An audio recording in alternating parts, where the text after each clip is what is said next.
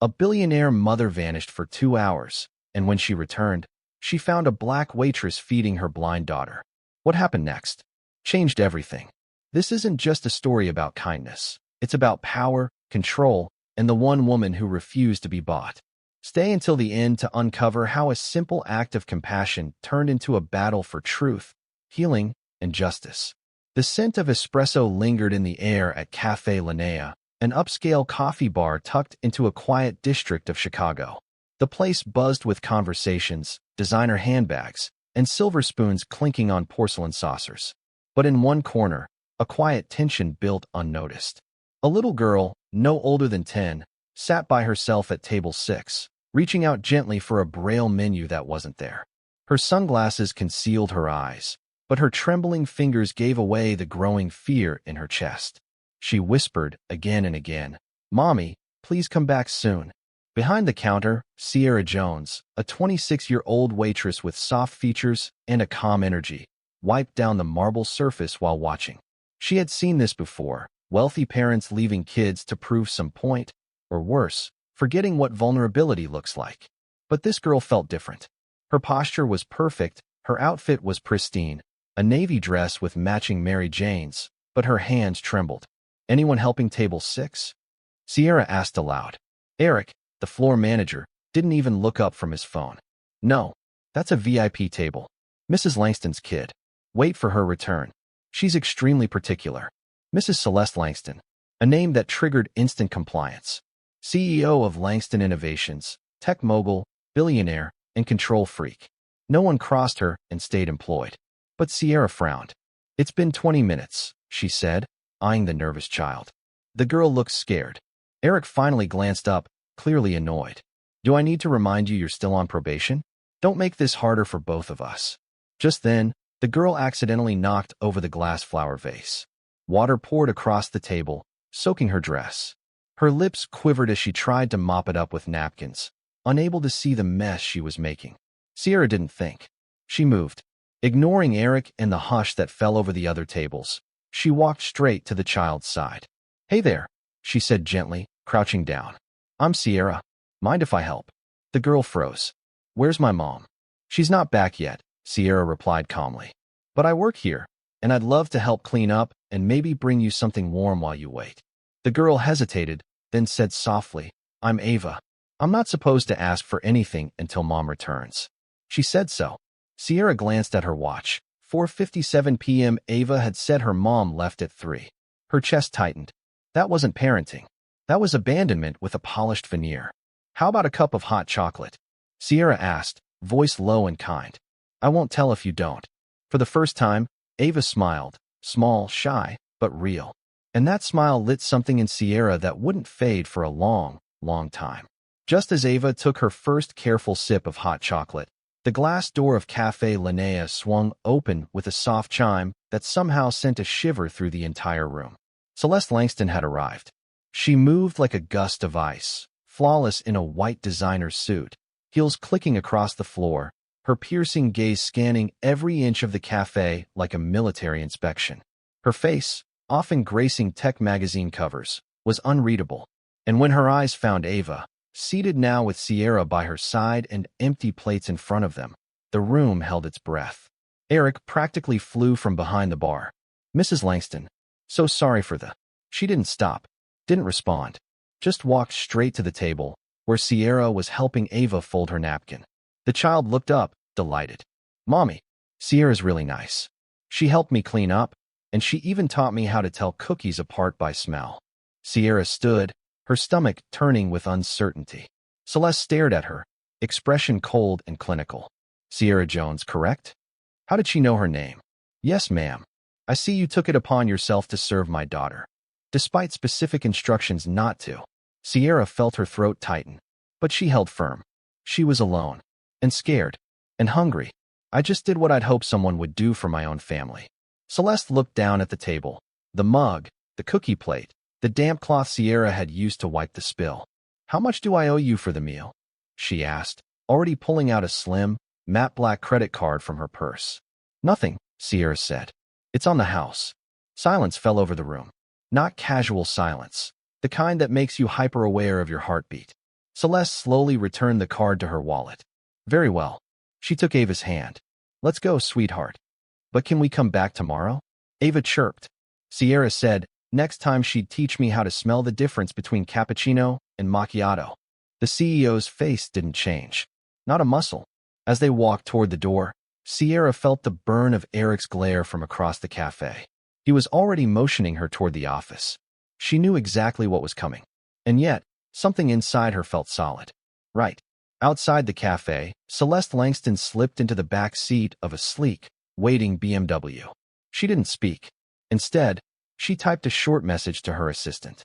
Get me everything on Sierra Jones. Full background. I want it on my desk by morning. Because in Celeste's world, everything and everyone had a value. And if someone moved her daughter the way Sierra just had, she wanted to know why. What Sierra couldn't possibly know yet was this. One small act of kindness had just rewritten the path of her entire life. The next morning, the Chicago skyline stretched like a steel and glass kingdom beneath Sierra's feet as she stepped through the massive revolving doors of Langston Global Headquarters.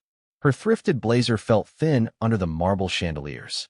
The receptionist gave her a nod, clearly expecting her. Sierra's heart raced. She hadn't even processed getting fired from Café Linnea the night before. Eric had said it without emotion. You embarrassed us. You're done here. She'd walked out with her apron still tied around her waist. Now she was in an entirely different world. 45 floors up, the elevator opened into a conference room so immaculate it looked like it had never been touched by human hands. At the far end stood Celeste Langston, back to the door, staring out at the morning fog rolling over Lake Michigan. She didn't turn around when Sierra entered. Sit, she commanded. Sierra obeyed. You served my daughter yesterday, Celeste began, voice controlled, almost mathematical. Even after my instructions to wait. She was hungry, Sierra replied calmly. And scared. Finally, Celeste turned. Her gaze was piercing, but there was something curious in it. Not just anger. Do you know why I left her alone for nearly 2 hours? Sierra blinked. No, ma'am. To see who would notice her. Who would act. A social experiment. The words landed like ice water. Celeste walked slowly toward the table and dropped a folder in front of Sierra. Inside was a check. 6 figures. Labeled, wrongful termination settlement. I don't want your money, Sierra said, shoving it back. Celeste raised an eyebrow, genuinely surprised. Everyone has a price. Not me, Sierra said. And using your blind daughter to test humanity? That's disgusting. A tense silence blanketed the room. Even Margot, Celeste's assistant, looked visibly shaken. No one ever spoke to Celeste Langston that way. But instead of retaliating, Celeste nodded. Interesting, she said softly. She slid a second folder across the table. My daughter needs a full-time companion. Someone who understands her. The salary is substantial. Sierra hesitated. Why me? My daughter is perceptive. She hears what others miss. She says you're honest. Celeste gestured again. A third folder landed in front of Sierra. Inside, pages detailing her life. Her dropping out of college. Working 3 jobs. Caring for her little brother Micah. Blind since a meningitis infection at 5. A scholarship application she never submitted. Dreams she buried. How did you get this? Sierra asked, voice barely above a whisper. I have resources, Celeste replied. And I believe your brother. He's gifted. He belongs at Wellington Conservatory. Sierra's hands shook. This is emotional blackmail, she said. No. This is business, Celeste replied smoothly. I'm offering opportunity. For both of you. As Sierra left the skyscraper, stunned, her phone buzzed. Wellington Conservatory admissions. We'd like to schedule Micah's audition for Friday. Please confirm availability. Celeste didn't waste time. She moved the world at her command. But Sierra knew one thing. There was always a cost. And if Celeste Langston thought she could control her like everyone else, she was in for a lesson no money could buy. 3 months had passed since Sierra Jones had accepted Celeste Langston's offer and stepped into the pristine world of luxury, power, and secrets. The Langston estate, once cold and intimidating, had become familiar ground. Not comfortable, never safe, but familiar. Ava, once shy and anxious, had transformed under Sierra's care. Her confidence bloomed like spring flowers breaking through a Chicago frost. She asked questions. She smiled more. She laughed a lot. Sierra taught her how to see constellations by touch, how to distinguish cinnamon from nutmeg by scent, and how to trust her own instincts again. But Celeste was still a fortress. She watched Sierra closely, often from a distance. She didn't interfere, but her presence never truly softened. She was always calculating, always assessing. Even when she smiled, Sierra knew it was only with half her face. One chilly morning, while organizing Ava's bookshelf, Sierra found something wedged behind a row of rarely touched encyclopedias, a shoebox. Inside, a small diary and a USB flash drive. "What's this?" Sierra asked carefully.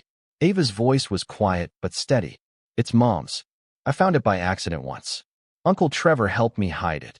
Trevor Langston, Celeste's reclusive younger brother, rarely visited. But Ava had always liked him. "He told me grown-ups hide things, even from themselves." That night, after Ava was asleep, Sierra plugged the USB into her laptop. What she saw made her blood run cold. Photos of Celeste smiling, relaxed, natural.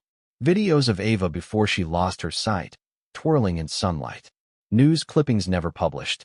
Langston CEO allegedly driving during accident that blinded daughter. Driver of second vehicle settles quietly. Judge seals records in high-profile tech case.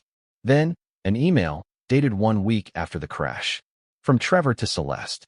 The attorneys did their job. The press is buried. The court sealed it. But one day, Ava will ask. And she deserves to know the truth, that her own mother was behind the wheel. That you were texting. Sierra stared at the screen, stunned. It wasn't just guilt that kept Celeste distant. It was shame. She hadn't just abandoned Ava emotionally. She had blinded her.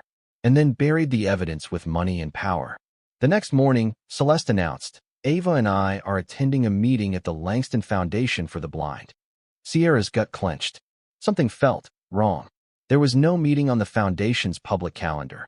Without hesitation, she slipped a small GPS tracker into Ava's backpack. A gift from Micah, her tech-obsessed brother. 3 hours later, the tracker pinged, 100 kilometers outside the city, at a remote private clinic in the woods. Sierra made one call. "Trevor," she said, her voice urgent. She took Ava. "I think something's not right." Trevor's reply was immediate and chilling. "She's done this before. Ava's been going to that clinic for years. She repeats vision tests twice a year, not to restore her sight, but to confirm she'll never get it back." Sierra's hands clenched into fists. "She's suppressing treatment?" she whispered. Trevor nodded. "Because if Ava sees again, she'll see the truth. About her mother. About what happened." And in that moment, Sierra knew. This wasn't just a job anymore. This was a war for Ava's future. The remote clinic sat like a secret in the woods, quiet, sterile, and surrounded by an eerie silence that only money could buy. Sierra and Trevor parked just beyond the tree line, watching through binoculars as Celeste Langston paced in front of the glass lobby, locked in a tense conversation with a doctor. Inside, Ava sat alone in an exam room, legs swinging from the edge of the chair, her expression unreadable. But Sierra noticed something, her head tilted, as if she sensed something invisible. Something wrong. "She always brings Ava here?" Sierra asked, her voice shaking with rage. Trevor nodded grimly. "Every 6 months. She tells the press it's for evaluations. But I've seen the reports. These aren't diagnostics. They're to sabotage progress. Why would a mother keep her own daughter in the dark?" Sierra demanded. Trevor's voice cracked. "Because if Ava sees again, she'll see the woman who blinded her." Sierra had heard enough. They stormed into the building. Celeste turned, furious. "What are you doing here?" "It's over," Trevor said, pulling a folder from his coat and tossing it onto the receptionist's desk. "We have everything. The accident, the sealed court records, the denied treatments, the cover-up." "You don't understand," Celeste whispered, her icy composure beginning to crack.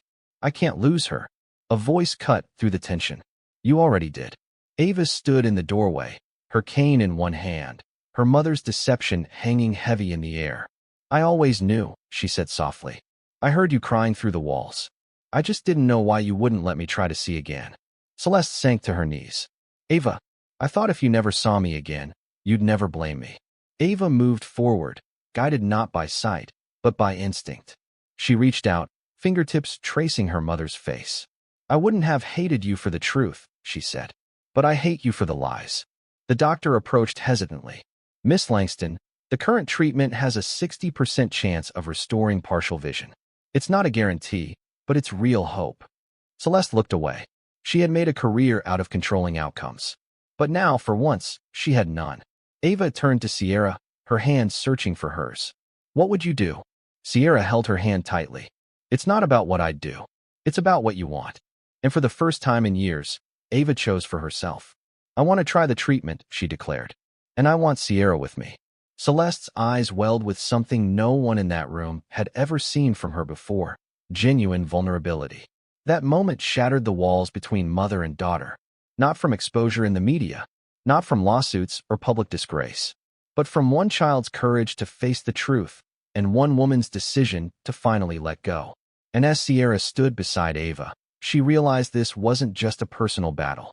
It was a revolution, one that would change the Langston legacy forever. 6 months had passed since that day at the remote clinic, a day that cracked the icy grip of control Celeste Langston had kept over her empire and her daughter for years. The Langston estate, once a mausoleum of silence and precision, now echoed with the sound of piano music, laughter, and something it had long forgotten: healing. In the golden glow of an autumn afternoon, Ava stood on the garden path wearing special tinted glasses, her cane tucked beneath one arm. She pointed toward a tree whose leaves had turned brilliant shades of amber and crimson.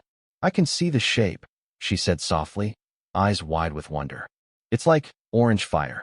The treatment had worked, not fully, but enough. Ava could see outlines, movement, and on good days, even colors. For a girl who had lived 5 years in darkness, it was like learning the world all over again. From the porch, Celeste watched, hands wrapped around a cup of tea. Her designer wardrobe remained, and her business empire still stood tall. But something fundamental had changed. The CEO who once ruled by fear now left her office at 5 p.m. sharp to attend Ava's therapy sessions. She listened more, and she controlled less. It's still hard for her, Trevor murmured, taking a seat beside his sister. Seeing Ava improve means facing what she did. And what I didn't do, Celeste replied quietly. 5 years lost to guilt. Trevor gave a small smile. But not 7, not 10, and not forever. You stopped running. At Langston Technologies, the changes were undeniable. The Langston Foundation for the Visually Impaired, once a PR stunt, now funded real research, offered scholarships, and created tactile learning programs across the country. At the center of it all stood Sierra Jones. Still Ava's companion, yes, but now also the director of the foundation's community outreach. Her brother Micah, once a boy with nothing but a keyboard in a cramped apartment, now stunned audiences at Wellington Conservatory, his fingers dancing across ivory keys in concert halls. One afternoon, Celeste asked Sierra, "Did you know this would happen? That Ava would get better? That I would change?" Sierra thought for a moment. "I knew Ava deserved a chance. As for you, I bet on possibility." Celeste nodded slowly. "You know what scares me most? It's not Ava blaming me for the accident. It's realizing how much time I spent trying to control everything, when the only real power we have is over our choices." That evening, she called Sierra into her home office. On the desk sat a document folder. "I want you to run the foundation," she said. "Not as an employee, as a partner." Sierra blinked. Inside, 40% ownership, complete autonomy, a budget that could change thousands of lives. "Why?" she asked. Celeste looked her in the eye. "Because when I saw a disability, you saw a person. Because you believed in something I forgot existed, compassion that can't be bought." And in that moment, Sierra understood. This wasn't just about a second chance. It was the beginning of a legacy. Not one built on control, but one built on truth, vision, and the power of simply seeing people for who they are.